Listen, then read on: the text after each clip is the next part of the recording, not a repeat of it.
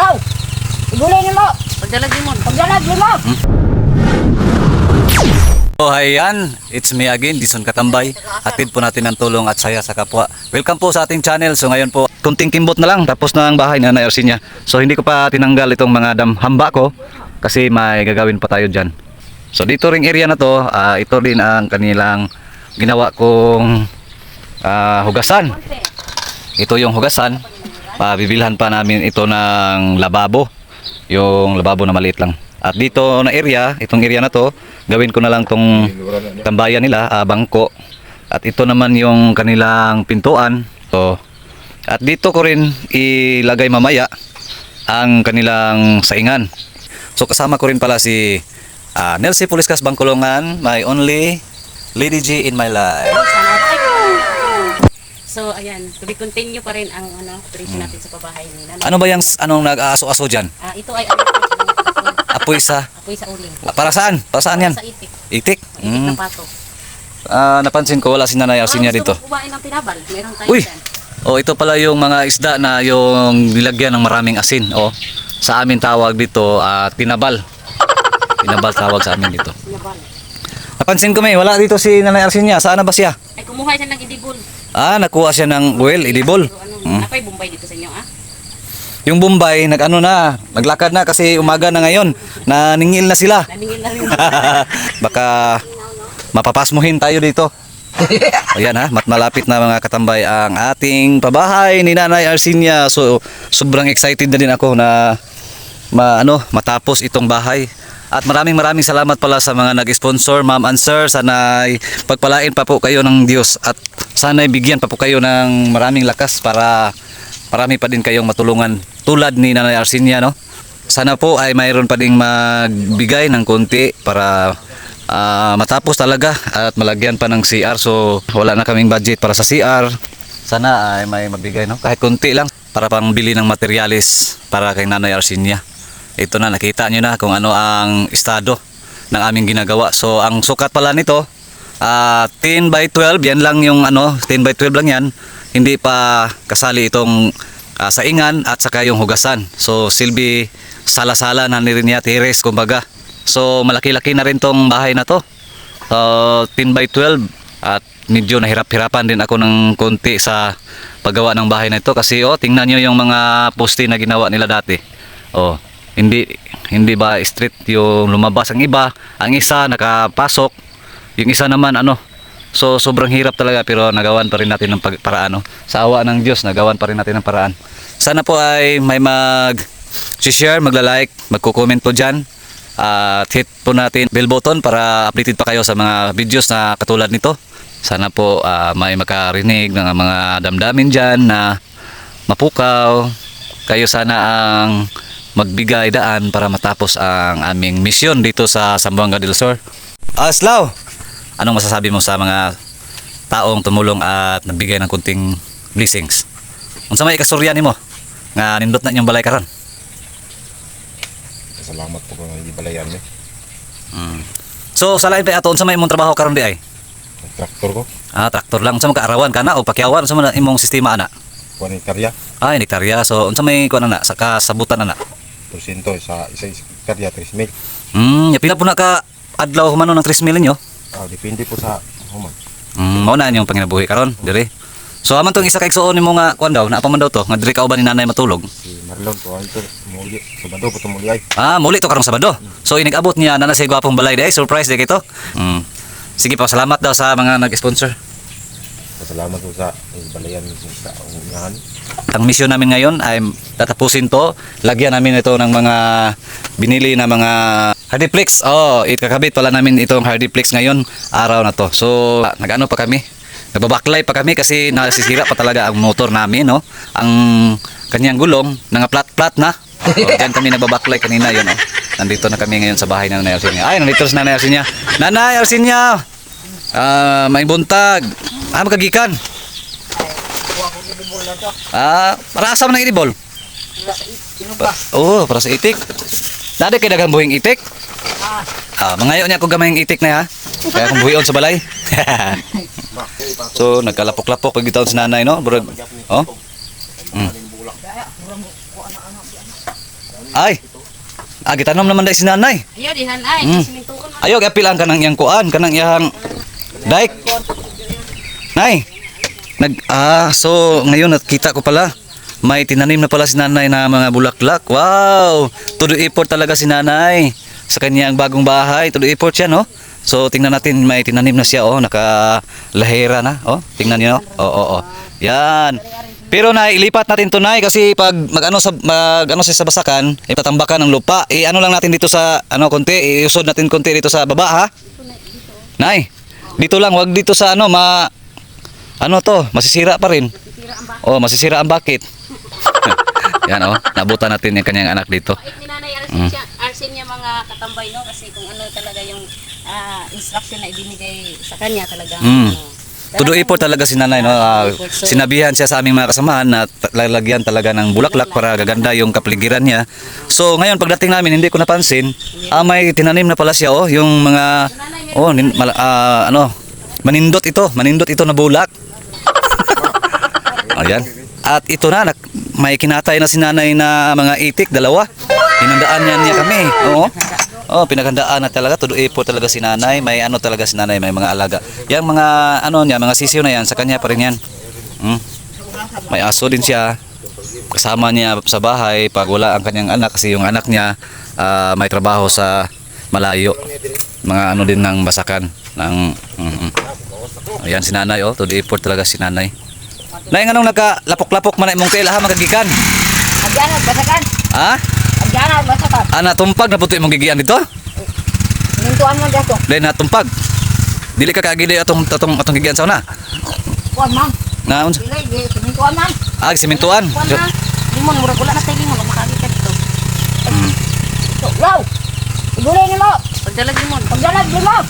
Sumna daw. Na. Oh.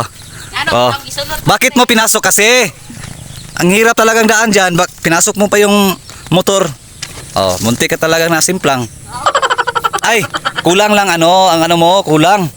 Yung tulay-tulay na ginawa nyo, oh. Ito pala yung ginawa ni Nanay Arsinia para madaanan, para hindi na maghirap si Mr. G sa pagdaan dito. Kasi alam naman natin na anong estado ni Mr. G sa kanyang mga paa. Kaya ano ba? Mimbro ka pala sa mga rider ron. Oo. Ha? Hop. Ha? Oh, pagkuha lang pug dahon sa saging, nay. Aw. Asa man ka pumunta di ay? Asa ka man kumalakad? So sinundan ko si Nanay Arsinia kasi may pupuntahan pala siya. Hindi ko alam kung saan siya pupunta.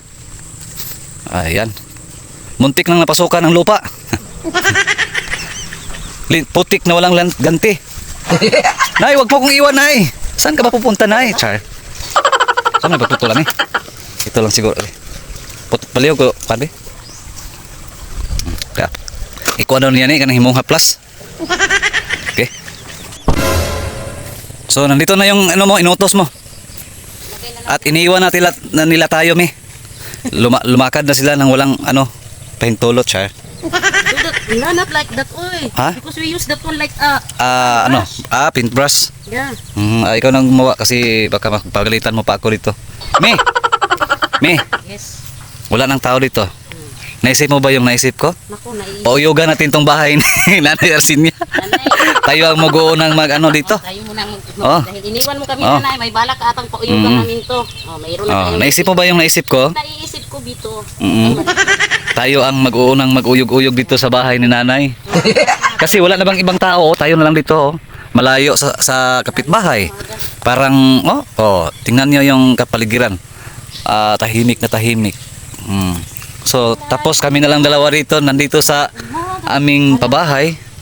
Na ano bang gagawin natin dito, me? Anong gagawin ba natin dito? Yung malaki-laki nitong kinuha mo, di ano ba to? Ano ba to? Muon man. Ang tanong ko, ano bang plano natin dito ngayon? Na tayo na ha? Aray ko. Buti pa ang may pinatungan. Buti pa ang itik na inihaw, may pinatungan. Ako wala. Ay ko. Ayun sa, Na, katong dahon. Ay, pagka-boogers. Katong dahon may gamiton. Oh, katong dahon. Ah, man imong pagka-Girl Scout sa una. Ade, kaga-school. Kwato. Asos. Asa man yung pagka... Ay, matunok bitaw ka diaron. Gapon, natunok na pa kagapon. Gamitin mo yung utak mo, mi. Wag mong anuhin na may pagka-boogers ka. Wag mong ipahalata. Ganyan, anuhin mo, ganyan lang. Tapos gutay-gutayin mo. Alam mo yung gutay-gutayin, hindi. Wag mong itapon kasi yung magisi ka ng konti para ibugkusin. Yan. Yan, yan. Yan yun. Nakuha mo talaga yung gusto ko. Ay! Takranis. Tinapon pa. Lagyan mo ng lagyan mo ng hukot ba hikot. Asus, nako sa'yo, no? Baka masipa kita sa puwet, eh. Tingnan mo. Pag ako'y nagalit, ha? Ang tanong, kaya mo. Kakayanin. Kala mo? Sinasabi yung ginagawa. Hindi pa tayo makasimula kasi yung gabasin ko, pinabairin pa nila, Mr. G at ni Minder TV Vlog. Kaya antayin pa natin to, darating siguro sila. Kasi wala naman tayong gagabasin na gagamitin, eh. Yan. Yan yung sinasabi ng aklat. Nagamit mo rin yung utak mo. Uy, wag mong lagyan pag hindi pa siya, nag-uil-uil. Dapat mag-uil-uil siya, lagyan mo. Ay, nako. Nasaan ba nilagay yung utak mo? Sa puwit pa siguro. Mga katambay, hindi talaga ako masyado magaling mag-usap ng usap. Ano ba talaga ang tawag doon? Magsalita ng Tagalog. Pero pipilitin ko para sa inyo. Tapos sa ating mga followers, mga viewers dyan na hindi makaintindi ng Bisaya, so irarambol ko na lang itong pagsasalita ko para may kunti din kayong anong tawag doon? Maintindihan.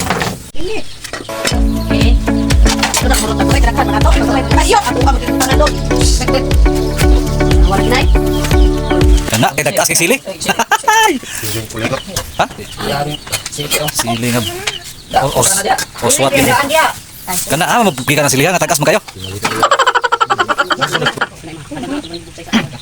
So yan po, no, ang update natin kaninang buntag, ngayong hapon, yan na po, nakakabit na po yung ibang mga nabiling Hardiflex. Yan po mga katambay, no. So konti na lang yung kulang at matapos na talaga. Dito na banda, natapos na. Yan. Konti na lang talaga. At matapos na talaga yung bahay ni Nanay Arsinia. Law, ipaliw ko gipos aning kuan lobe, kaning kinatingan. Law. Yan, oh. Yan sa likod, tapos na rin. Tapos na rin namin natakabit. Kulang yung aming materialis. Bintana dito at saka yung kabila, bintana din. At nalagyan na rin namin ng hugasan at saka may bangko rito, oh. Nalagyan ko na rin ito ng bangko. Ito. Na lang. Sandigana na lang ang kulang diyan. Yan, upuan yan. At dito maglagay pa tayo ng hagdanan. May hagdanan pa dito. Yan na po sa loob. Ang laki, no? Nay, anong nasabi mo, Nay? Na ilang araw na lang siguro. Tapos na. Sa may kistorya mo. Ha? Kita na to ang dagway na na malipayon kayo nga na iyang balay. Kasi kulang na imong balay atong buhaton. Buhat na lang diha. Unsa man na atong ibuhaton gani diha? Banggira. Banggira rin kani. Mo ni ang bangko. Sandigana na lay kulang na, no? Dingding diha, diri sa ubos. Dingdingan pa nato ni para hindi makapasok yung mga aso. Yan. Nandyan si Idol Mr. G, pare. Uuwi na kami kasi hapon na. Nayanuhin mo lang yung mga himan ko na, ha, yung mga gamit ko na, ha. Bantayan mo na lang, ha. Sige, Nay.